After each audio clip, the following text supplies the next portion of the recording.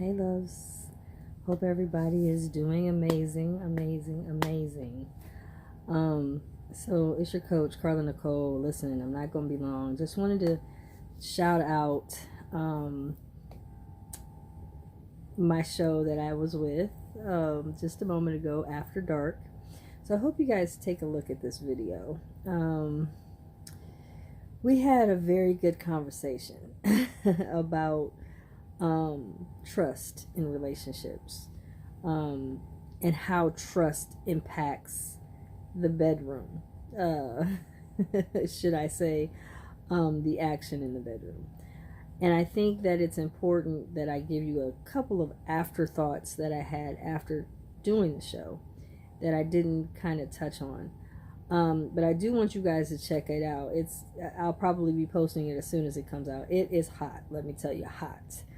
So we're going to talk a little bit about trust and the trust issue that seems to surface in our bedroom. Hey, Tasha, in our bedrooms normally comes from the lack of trust inside ourselves. A lot of times we have a tendency to feel some type of way because we have a lot of old scars from old relationships that really never healed, if you will. They just did not heal properly. So there's still a lot of scar tissue. And with that said, a lot of times when things don't go our way, or disappointments hit the relationship, or our expectations aren't met, then the hot, sexy, fantastic sexual activity going on in the bedroom is not happening at all. So with that said, I think it's important as your coach to just give you some things to think about. Okay, so I will stand on this statement because I think it's very important and vital that you realize that your beliefs and your expectations will kill the intimacy in your relationships. So with that said, it's vitally important that when you have a vibrant love affair going on, trust and believe that it is okay to feel some type of way at times. We are human. We are going to have jealous moments. We're going to have moments of disappointment, frustration. We're going to have moments where we're suspicious. All of these things will surface in your being. You are not exempt. Even me, myself, as a coach, I have those same feelings. It is what it is. You cannot think that because you've evolved, or you've done a lot of self-care work, or you've done all this kind of new things for yourself, that you're not going to feel jealous or upset or frustrated. It's unlikely. You're human. You're still going to have those feelings. They're still going to show up. Trust and believe that. Hey, Arkenny.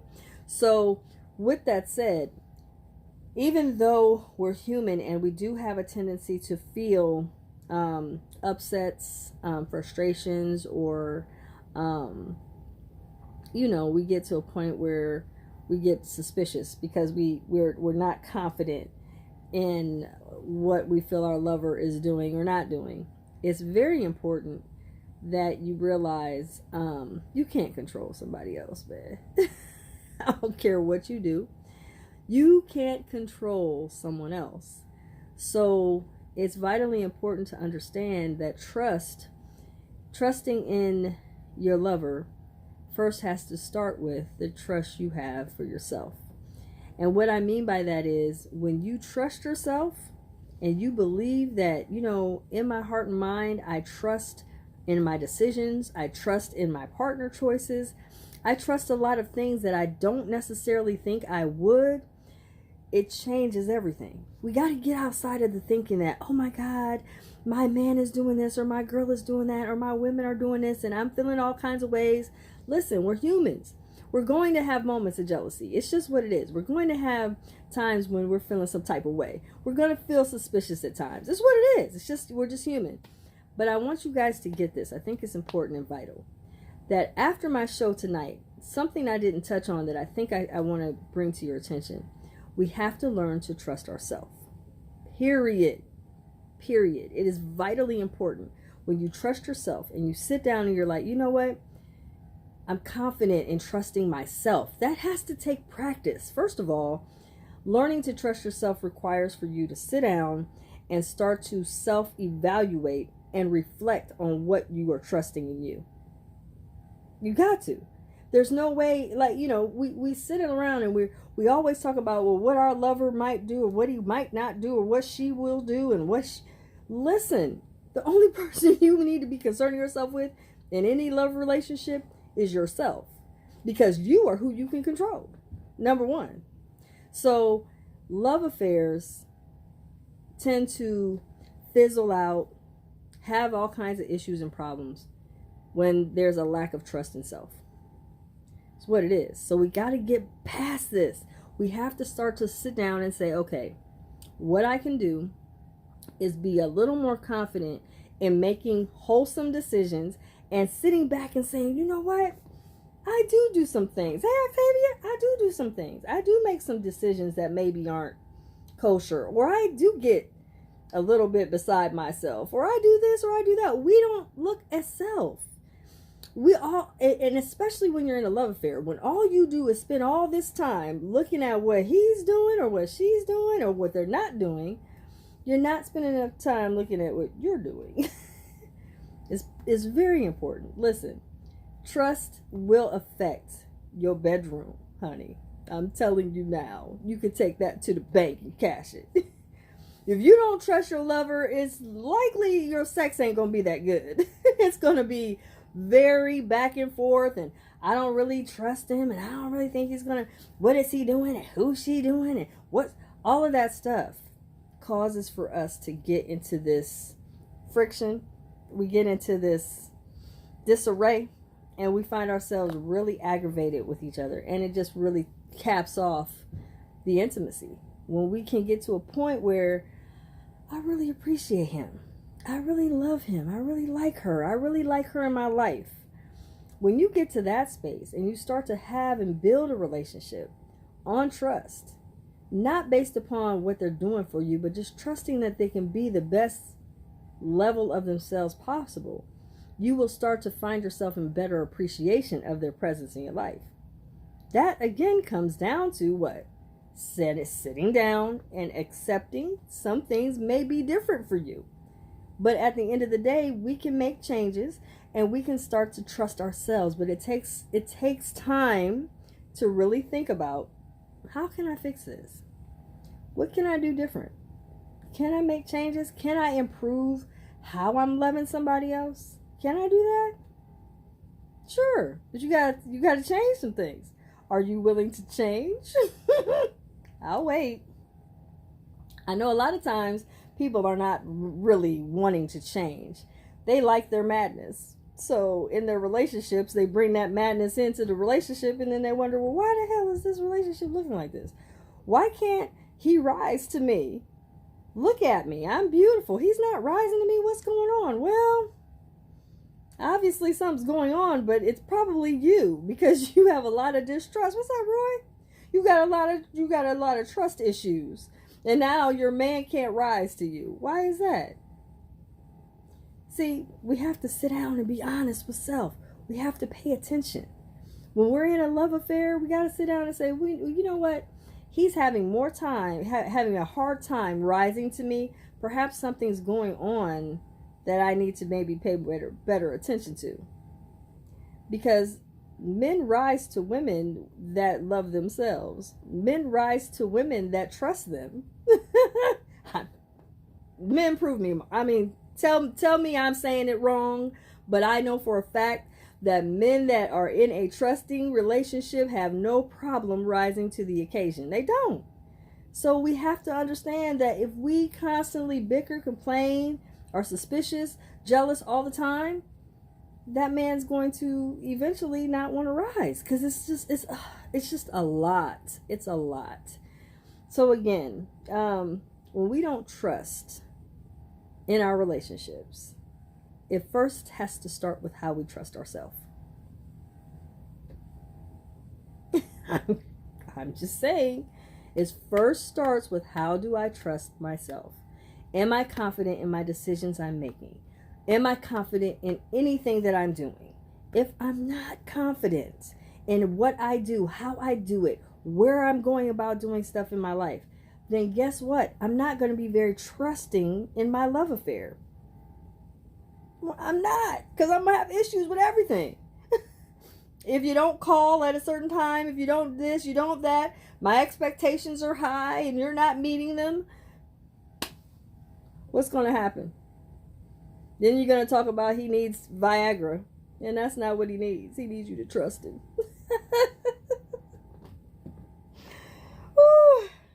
Y'all better share this video, because you know I'm telling the truth.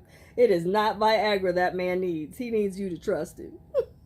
I'm just saying, okay? So again, listen. Love affairs require love, and they also require you to trust. But first you got to trust you. If you trust that you're having issues, I haven't talked about this yet. Key example. You have issues with your lover. Say you're suspicious, you're jealous, you have something going on in your spirit, any of those things, right? Why are you bleeding that all into his space? I'm just asking.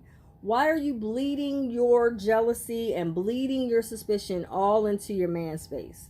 Here's something that I want you guys to try. This can go for men or women, to be honest, because men be suspicious too. One thing you can do when you get jealous, does anybody really know how they feel physically when they're jealous? Tell me some symptoms. How do you feel or know you're starting to get jealous? Do you guys know what that feels like? Bring it on. I'll give my first example of what jealousy feels like for me. If I'm ever jealous, I seem to get hot on the inside, internally hot, like blazing, angry almost, from jealousy. That's one symptom for me. Does anybody have any symptoms they want to convey and share? Anybody have any symptoms that they want to honestly say when I'm jealous? Because we all are. We can't sit up here and act like none of us are jealous. We all have our moments. What do you physically feel when you're jealous? There's a reason behind the madness. If you can tell me what your symptoms are and what it takes or why you feel that you are jealous. Like I said, I feel heat. I feel hot, right? In my heat or in my, I would say, upset or jealousy, one of the things that I've learned to try to practice, and this is something you guys can try as well, is to allow those feelings to just pass. Not say a word.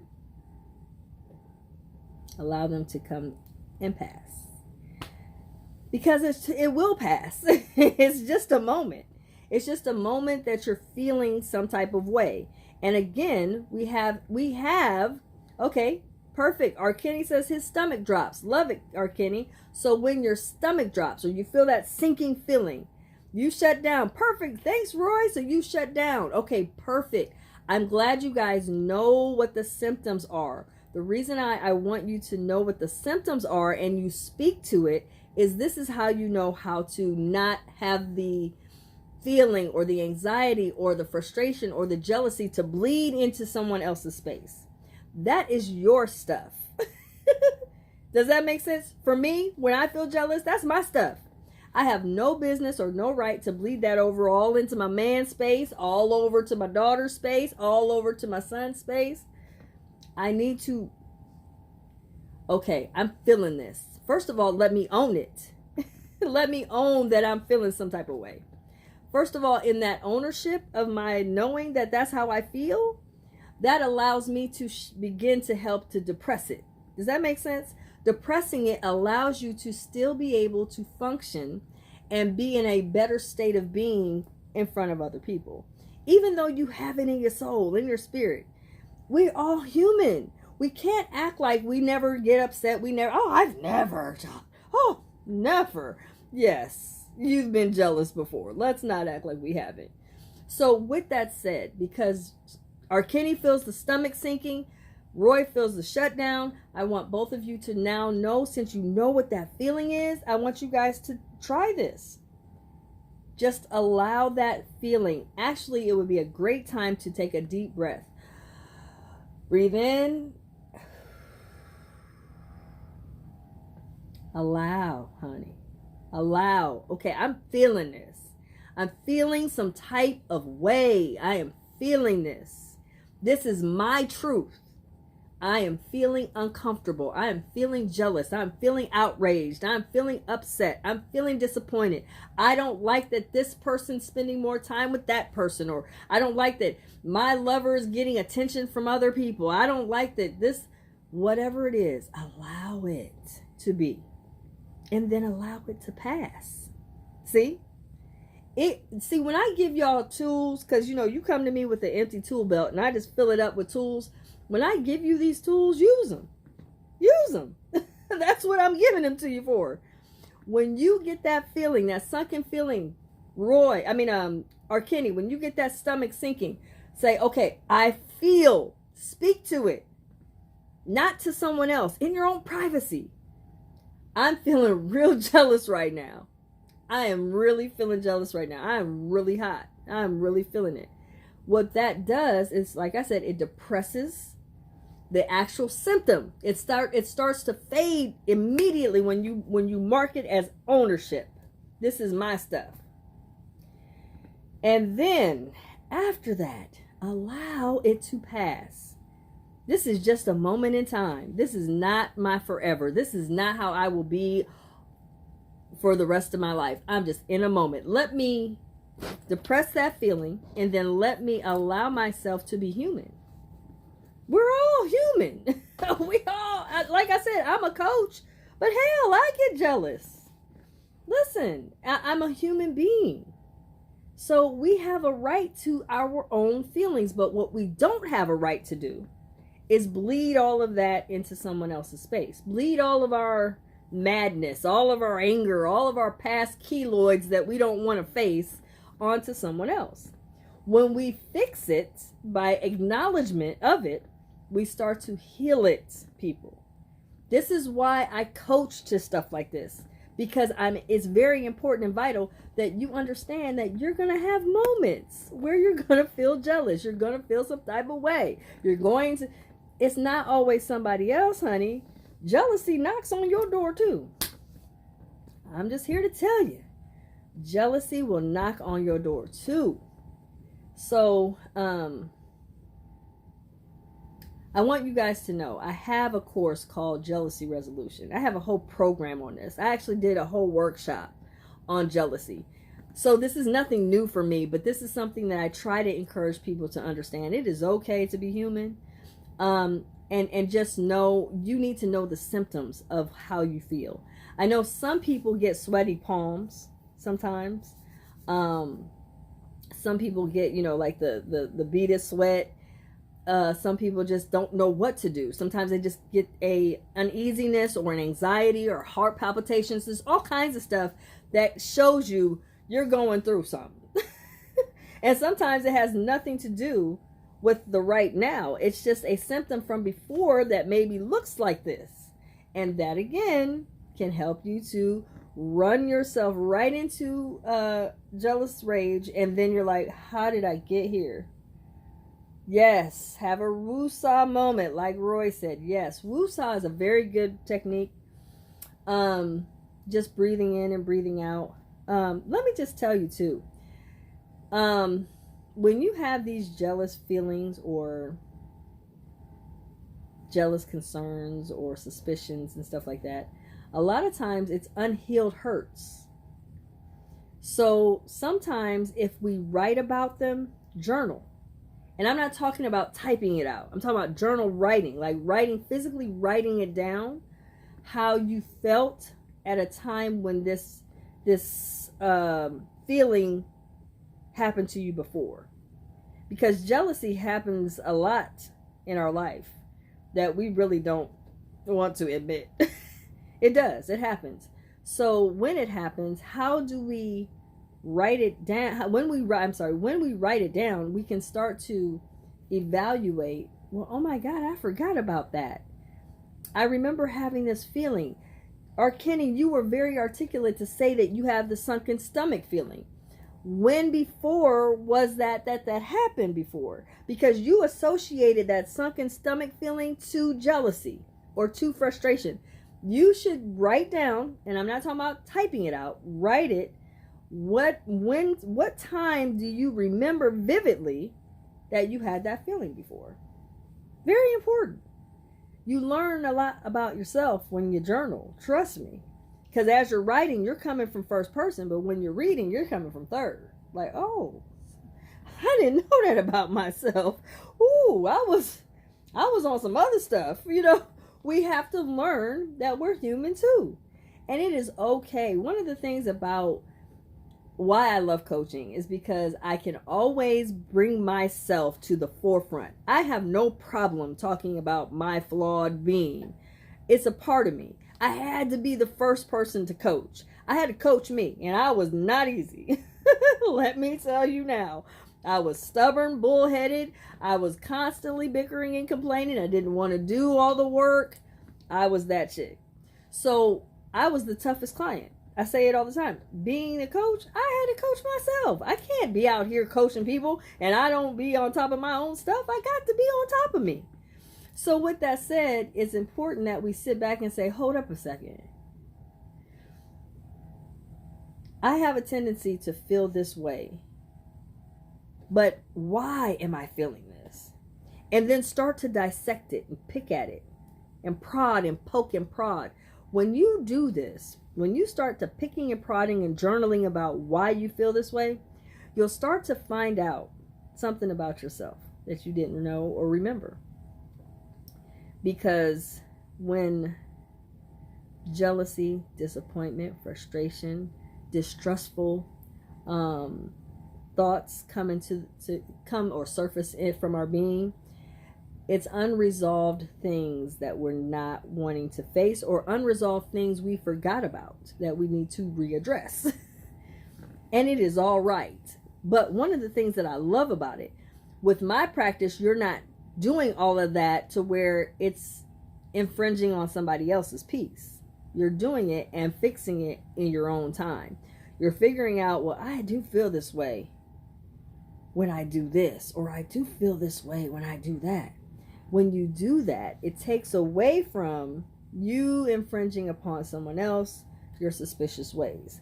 You infringing upon somebody else your distrustful ways. Am I making sense to you? I hope I help you guys tonight, because to be honest, jealousy will come at the worst, most inopportune times you can think of. And you'll think to yourself, now I'm better than this. Yeah, but you're also human. So you're going to have your moments of feeling some type of way. It's what it is. But if we don't act like we really want to fix this feeling, and we'll just keep dealing with it as long as we just try to ignore it's there. How do you know when you're healed from jealousy? Does anybody know? How do you know when you're no longer in a jealous state of being? Does anybody have an idea? When is it that you think that you're no longer jealous about a certain type of circumstance? Because jealousy can come at different times, different spaces. It doesn't even have to be in a relationship. It could be at work. You see someone doing something better than you or growing faster than you. You could be like, man, I'm just trying to get there, and they're just blazing through this, and I am struggling through this.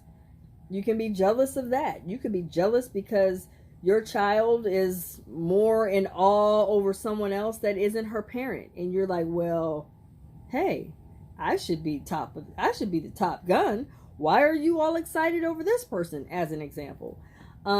Or it could be, you have a parent that finds one of your siblings to be more, I guess they have more of a rapport with that other sibling. And you're like, I do everything in my power. Go over there, take care of my mom, do this and that. And all she does is brag about my sister. And she don't even spend that much time with her. That's jealousy too. So jealousy isn't always in a love relationship. Jealousy can be all kinds of ways. But again, when we when we don't acknowledge, well, there are some things that we need to work on as far as self.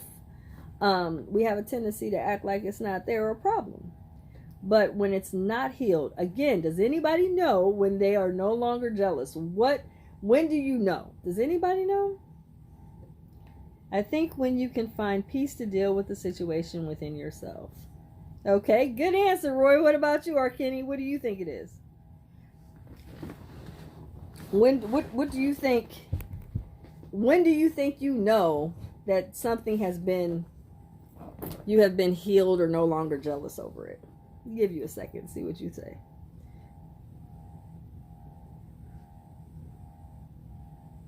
Because I'm going to give you a little clue. You become unbothered when a certain circumstance that you know you would be outraged over in your past, and it shows up again, and you have no longer any type of frustration or attitude or upset about it. That's when you know you've healed from that. That's when you know that particular jealous rage is no longer a part. Yes. Great, Arkenny, is when you look past it. Yes. So one of the powerful things about that is when you get to that point and you realize, oh my goodness, I no longer feel enraged. I feel okay about this. I've come to a conclusion that I am over the so-called frustration of constantly bickering and complaining and thinking that someone is doing something to me. That definitely helps you to see I've grown some. One of the powerful things about individual growth is when you get to that point where you see that you've made milestones of achievements that doesn't get so-called awards.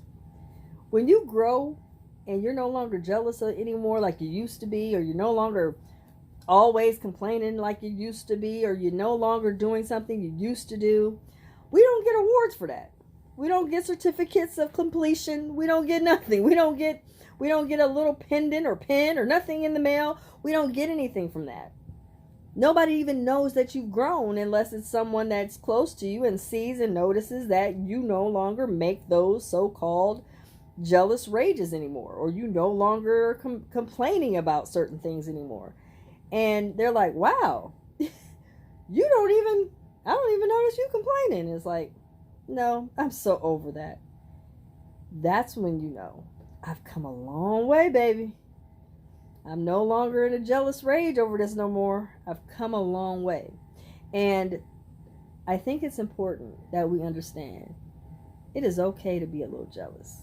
We have our moments. And like I said, jealousy isn't always in love relationships. It could be you're jealous of a parent, jealous of a sibling, you're jealous of a friendship, you're jealous. Listen, it can happen. But you don't have to have it to where that jealousy or that rage or your feelings or your anxiety or your suspicions is bleeding all into someone else's space to where it is now infringing on their peace. That's all I'm saying. So with that said, just remember, you have a power to now, since I gave you the ways to do it, you now have a power to now say, I don't have to do anything. I don't have to say anything. I can work on this with myself and in myself. And when I do this, I'm finding that, man, not to feel that sunken feeling, Arkenny, in my stomach anymore. Or Arkenny or Roy, not feeling, where you are frustrated and upset. You don't have to feel those feelings anymore. Your stomach is all in knots. You don't have to feel those feelings anymore, because now you can sit back and say, I'm in control and I have a power over this. And I'm human. It is okay. But let me own it. Let me make sure I'm not lying to myself that something's wrong. But let me own this. This is an issue. I do have something I need to work on. And like I said, sometimes you can just be like, okay, let me work on this and take my time with it. And when you do that, it changes everything. It makes you feel more excited about life, because you can then be excited about your growth. And in that, you can also, as you're growing, you'll find that your relationship will get stronger because now you're not so caught up in being frustrated by certain things. And I like what Roy said. He says, as he's gotten older, he's learned from his experience that his peace is more to him than he's ever had before. And this is why I think as we age, we realize we were getting upset and suspicious over silly stuff that really didn't mean a hill of beans. And as we age, we start to see, man, I just want some peace. I just want to be happy and fulfilled with life.